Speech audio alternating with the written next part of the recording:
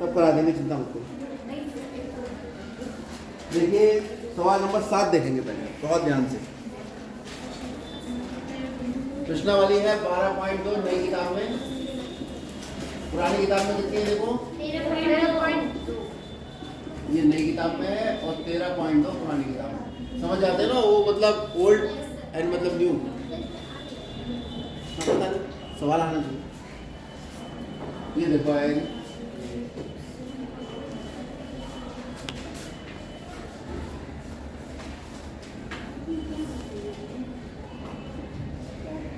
चलिए 7वें सवाल में कह रहा है एक ठोस में ऊंचाई 120 सेंटीमीटर और त्रिज्या 7 सेंटीमीटर वाला एक शंकु सम्मिलित है। यानी ठोस है, उस ठोस में है एक शंकु जो 60 सेंटीमीटर त्रिज्या के अर्धगोले पर आरोपित है। यानी हमारे पास एक है अर्धगोला,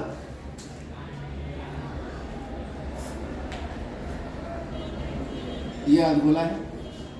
इस अर्धगोले पर बना है एक शंकु और दोनों की त्रिज्या आपस में बराबर है। ये बन गया शंकु, ये अर्धगोले की त्रिज्या आ गई। ये है कितनी 60 सेंटीमीटर, ऐसे लिख के दिखाते। और ये जो ऊंचाई है शंकु की वो कितनी है 120।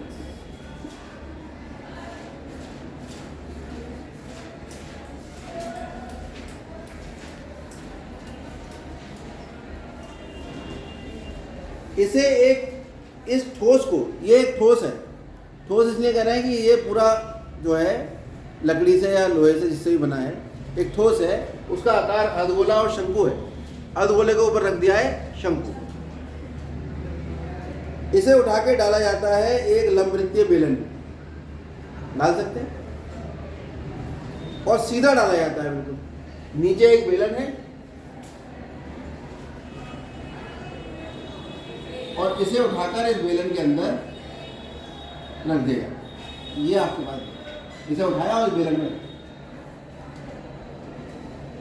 और ये ऐसे रखा जाता है कि ये बेलन की तली को स्पर्श करे। जब इसे रखते हैं तो ये बेलन की तली को स्पर्श करता है। यहाँ पे ये है बेलन की तली। चलिए, बेलन की त्रिज्या 60 सेंटीमीटर और ऊंचाई 120 है, 180 है। तो बेलन में शेष बचे पानी का आयतन ज्ञात कीजिए। कितनी है ऊंचाई इसकी 180 से, और त्रिज्या कितनी है इसका मतलब त्रिज्या तो इसकी इतनी है जितनी इसकी त्रिज्या है। यानी ये बिल्कुल जब हम इसे रखेंगे तो बिल्कुल फिट आएगा इसके अंदर, है ना। और ये 60 सेंटीमीटर है तो ये त्रिज्या भी कितनी होगी, और ये कितनी है 120 और 60 कितना हुआ। यानी जितनी इसकी ऊंचाई है उतनी ऊंचाई किसकी है बेलन। इसमें क्या भरा है पानी भरा है, और जब इसमें पानी भरा है और हम इसको इसके अंदर रखेंगे तो क्या होगा, पानी बाहर आएगा। कितना बाहर आएगा,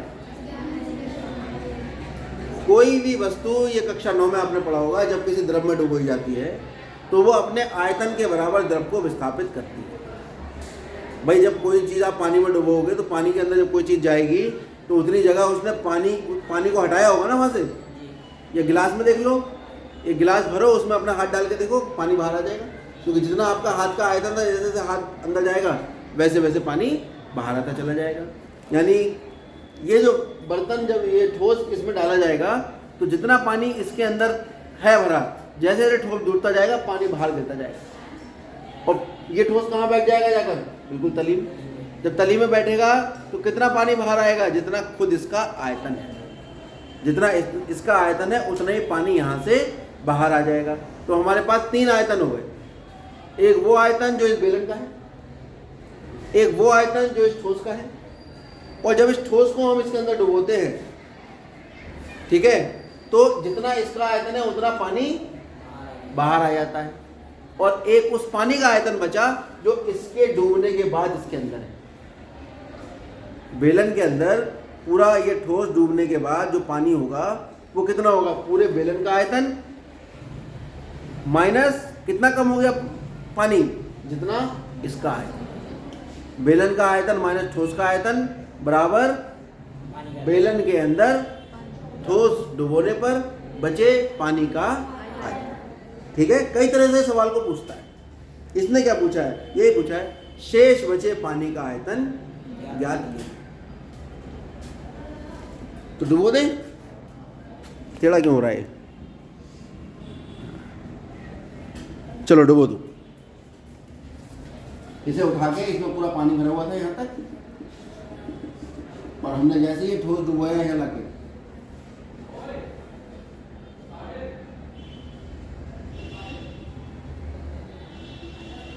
जैसे ये ठोस इसमें डूबा, जितना ठोस का आयतन था उतना पानी यहाँ से बाहर। तो इसके अंदर जो शेष बचा पानी वो यहाँ बचा, यहाँ बचा, ये हुआ पानी, यहाँ होगा और यहाँ। ठीक है, तो ठोस को बेलन में क्या करने पर, डुबोने पर बेलन में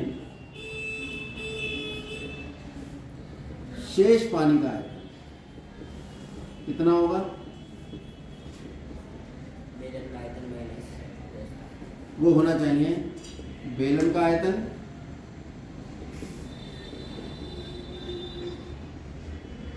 माइनस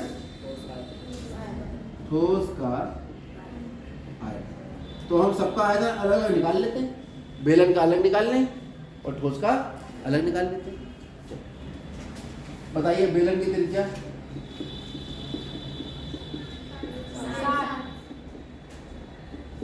R बराबर 60 सेंटीमीटर। बेलन की ऊंचाई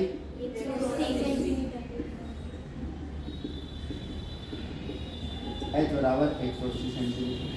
तो बेलन का आयतन कितना होगा, क्या सूत्र था बेलन के आयतन का, बहुत कम आवाज आई, कितना था बेलन का आयतन, बेटा तुम्हारे कान में होता है यहाँ पे, ये बच्चे इतनी देते चीख रहे हैं और तुम बाहर देख रहे हो। क्या है बेलन का आयतन, कोई नहीं बोलेगा, तुम बताओ क्या है बेलन का आयतन, इसे कुछ नहीं पता है, ये बाहर देख रही, यहाँ क्लास में बच्चे चीख रहे हैं और वो वहाँ की बात सुन रही है जो दूर बात हो रही है। बेलन का आयतन होता है पाई आर स्क्वायर। याद हो गया फार्मूला, क्या है बेलन का आयतन,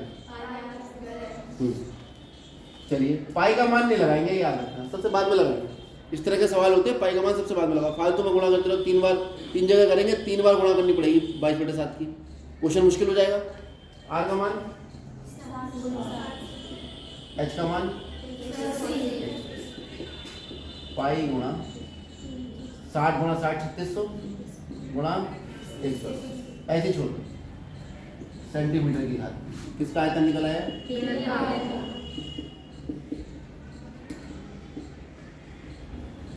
अब निकालेंगे ठोस का आयतन।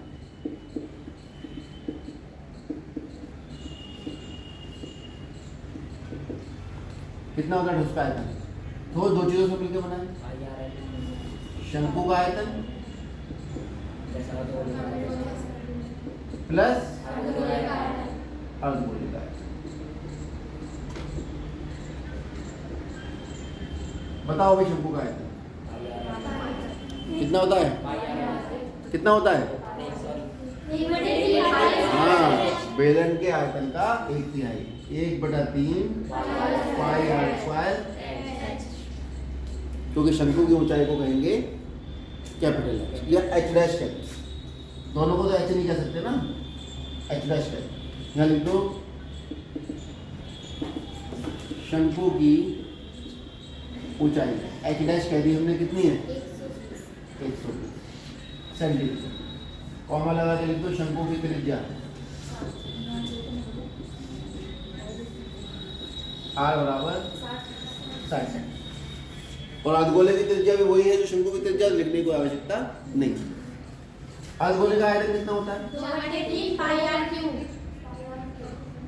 ये सबको याद होना चाहिए। तो ये हुआ 1/3 पूरा पाई, आर का मान 60 का वर्ग, एच डैश का मान कितना है 120 प्लस 2/3 गुणा 60 की घात। इसमें से कॉमन आ रहा है 1/3 पाई गुणा 60 की घात।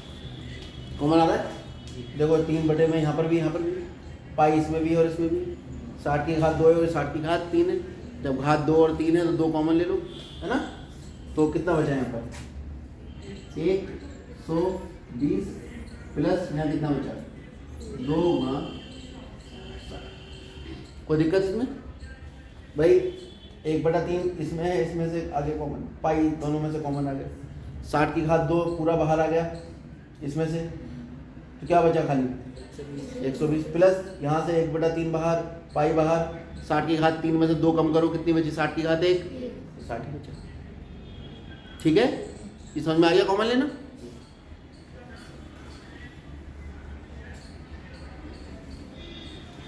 सौ गुणा ये कितना हो जाएगा 120 प्लस 120,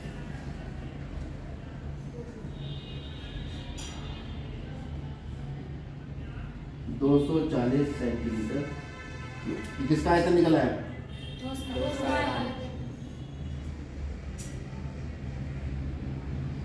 और हमें किसका निकालना है? पानी का शेष पानी का। डिटेल में तो पीछे लिख चुके हैं, अतः शेष पानी का आयतन हो जाएगा, इसको काट लो 3 से, 3600 तो इसमें आ रहा है, 3 से काट लो, 3 अट्ठे 24, कितना आ गया 3600 गुणा 80 गुणा पाई सेंटीमीटर। तो शेष पानी का आयतन आएगा बेलन का आयतन माइनस, तो बेलन का आयतन कितना था यहाँ लिख देता हूँ, चलो तुम कंफ्यूज ना हो इसलिए। बेलन का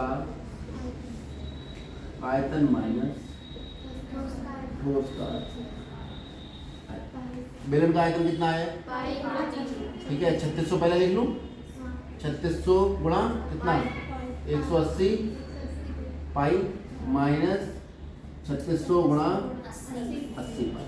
अब बताओ इन दोनों में से क्या कॉमन आ रहा है 3600 पाई। ठीक है, अब जब 3600 पाई कॉमन आ रहा है तो क्या बचेगा यहाँ से 180 और यहाँ से क्या बचेगा 180 में 80 का कितना बचा, तो बहुत आसान हो गया सवाल। 3600 पाई गुणा 100 सेंटीमीटर। इसका मतलब शेष पानी का आयतन कितना आ गया 3600 पाई गुणा 100। देखो पाई का मान दिया तो नहीं, पाई में उत्तर तो नहीं दिया है,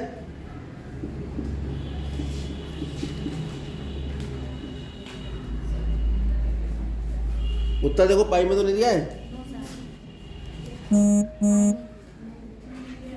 पॉइंट में दिया है बटे में दिया है, पॉइंट में दिया है।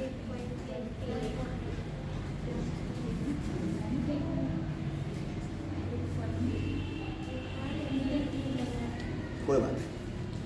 अब ये आ गया 36 1 2 3 4 थोड़ा 3.14, 7 से भाग करोगे 3.14 ही आएगा। ठीक है, अब 3.14 गुणा 3600 से कर, कितना आ गया 314, 6 चौक 24, 2 6 एकम 6 और 2 8, 6 दिया 18, 3 चौक 12, 3 एकम 3 और 1 4, 1 दिया 9, कितना आ गया 4 10, 8 4 12 और 1 13, 9 और 1 10 और 1 11। ठीक है, कितना ही आ रहा है ना 1.13, कितना आ गया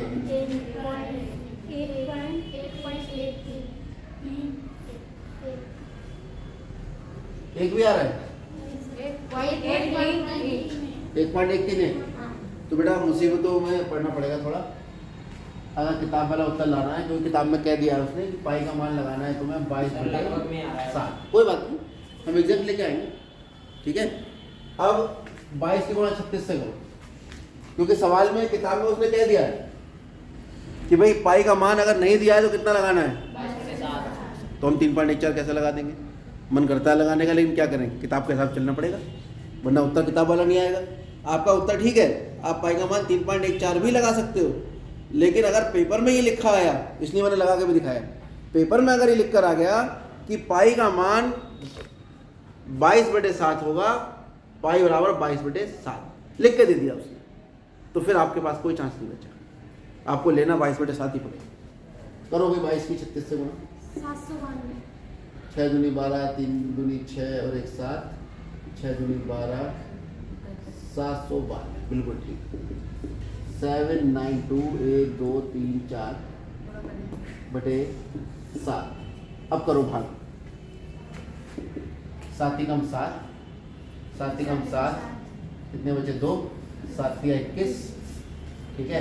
फिर कितना बचा, 10 हो गया, 7 ही कम 7, 3 बचा, 7 चौक 28, 2 बचा, 7 दूनी 14, 7 बचा, गड़बड़ हो गई, 7 ही कम 7, 7 ही कम 7, 2 बचा 22, 7 या 21, 21 का बचा 1, 7 ही कम 7, फिर 3 बचा, 30 हो गया, 7 चौक 28, फिर 20 हो गया, 7 दूनी 14, ठीक है। फिर कितना बचा 6, 7 8 56, फिर पॉइंट आएगा, ठीक है। 7 8 56, 4 बचा, 7 पंजे 35, और ये किसमें था उत्तर, सेंटीमीटर की खाती। अब एक चीज और समझो, क्योंकि 1 मीटर बराबर कितने सेंटीमीटर होता है, 100 सेंटीमीटर। तो 1 मीटर गुणा 1 मीटर गुणा 1 मीटर बराबर होगा 100 सेंटीमीटर गुणा 100 सेंटीमीटर गुणा 100 सेंटीमीटर। इसमें तो कोई दिक्कत नहीं है। ये कितना हो गया भाई, 1 2 3 4 5 6 सेंटीमीटर गुणा सेंटीमीटर गुणा सेंटीमीटर, सेंटीमीटर की घात 3, और मीटर गुणा मीटर गुणा मीटर, मीटर की घात 3, क्योंकि ये घन का मात्रक है, ठीक है। अगर 1 मीटर गुणा 1 मीटर होता वर्ग, और 1 मीटर गुणा 1 मीटर गुणा 1 मीटर है तो घन। 1 मीटर बराबर 100 सेंटीमीटर होता है, तो 1 मीटर की घात 3 100 सेंटीमीटर की घात 3 नहीं होगा। 1 मीटर की घात 3 का मतलब होता है 1 मीटर गुणा 1 मीटर गुणा 1 मीटर। इसका मतलब 1 मीटर की घात 3 बराबर होता है 1 के आगे 6 जीरो लगते हैं, सेंटीमीटर। यहाँ पर सेंटीमीटर की घात 3 है, उसे किस में बदलना है, मीटर की घात 3 में। तो यहाँ से अगर मैं देखूँ तो 1 सेंटीमीटर की घात 3 कितना आ जाएगा, 1 बटे ही भाग करेगा इसको आगे, 1 2 3 4 5 6 मीटर की घात। ये दोनों ही सूत्र हैं जिनका कभी भी प्रयोग हो जाता है, जिनको मैंने सवाल के बीच में ही करा दिया, याद रहेगा। और एक चीज और है, 1 मीटर क्यूब और 1000 सेंटीमीटर क्यूब, ये होता है 1 लीटर। 1000 सेंटीमीटर क्यूब कितना होता है, 1 लीटर। इसीलिए 1 मीटर क्यूब बराबर होता है 1000 गुणा 1000, 1000 सेंटीमीटर क्यूब। देख लो भाई, 6 जीरो है ना, तो 1000 गुणा 1000 लिखोगे तो 1000 सेंटीमीटर क्यूब किसके बराबर है, लीटर के। इसका मतलब 1 मीटर क्यूब बराबर होता है 1000 लीटर। एल का मतलब लीटर, एल का मतलब क्या है, ये सब बातें आप अपनी डायरी में कॉपी में नोट करें अलग से, ये सवाल का पार्ट नहीं, ये आपको सब कक्षा 8 में पता होनी चाहिए, ठीक है। नहीं पता है मैंने बता दिया। अब हम इस सवाल को कैसे हैंडल करेंगे, क्योंकि ये सेंटीमीटर क्यूब है और इसे बदलना है मीटर क्यूब में, तो मुझे किससे भाग करना पड़ेगा, इसे 1 1 3 1 4 2 8.5 को भाग करना पड़ेगा 1 2 3 4 5 6, और ये सेंटीमीटर क्यूब किस में बदल जाएगा, मीटर क्यूब। मीटर। वो मैंने बता दिया क्यों आया है।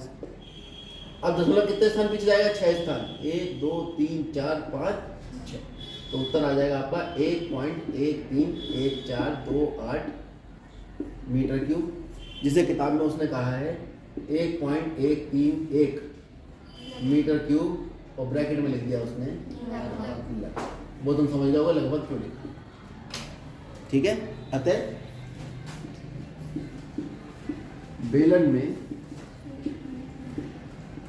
शेष पानी का आयतन